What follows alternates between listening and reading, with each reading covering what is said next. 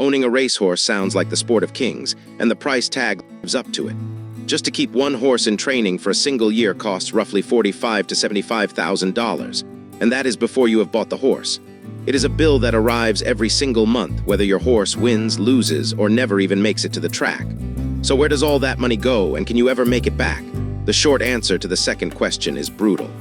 Let's start with the cost that dwarfs all the others. Training. You are not just feeding the horse. You are paying a professional trainer to house it, exercise it, and prepare it to race, and they charge by the day. A smaller track that might be around $50 a day. A top track it can be $120 or more.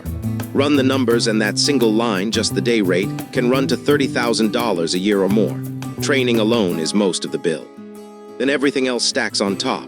The vet, for routine care and the constant small injuries, often runs $300 to $800 a month.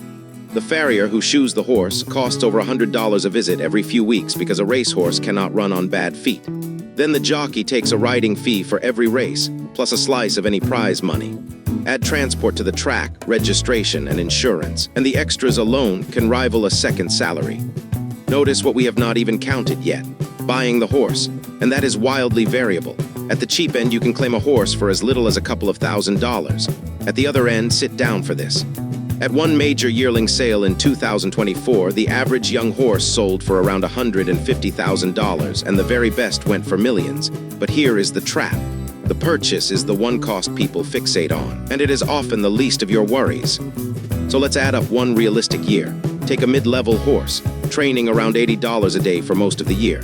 A few thousand in vet bills, the farrier, the jockey, transport, insurance, registration.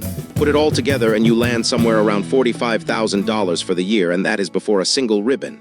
A top track with the best trainer, that same year sales passed $75,000. This is not a purchase. It is a subscription billed monthly. That does not care how your horse runs. And now the part the glossy ownership brochures leave out. Most owners lose money. Not some, most. According to one owners association, for every £100 an owner spends, they get back only about 21 in winnings. Across the whole industry, owners collectively spend more than twice what is paid back in prize money every year. This is not bad luck. It is the basic math of the sport. You are not making an investment. You are buying an expensive hope. Just how long are the odds? Studies of the sport have found that more than 80% of racehorses never earn enough to cover even their basic training costs. 8 out of 10. Most horses never win the kind of prize money that covers even their training costs, let alone turns a profit. There is one narrow exception. Owners who play smart at the cheaper claiming level, buying low and selling on, can sometimes come out ahead. But for the dream of owning the next champion, the math is merciless. Let's make that annual cost real. $45,000 to $75,000 a year for one horse is roughly the price of a brand new car. Every year. And at the top end, that is close to what a typical American household lives on for an entire year.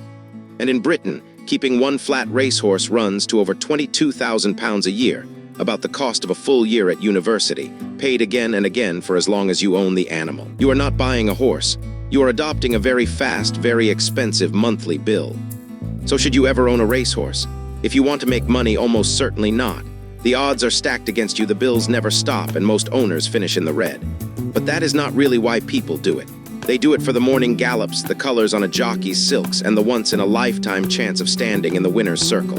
It is a luxury, not an investment, and the honest owners know it. Spend what you can afford to lose and enjoy the ride. If you like the real numbers behind the dream, subscribe. Every figure here is sourced, and the receipts are in the description.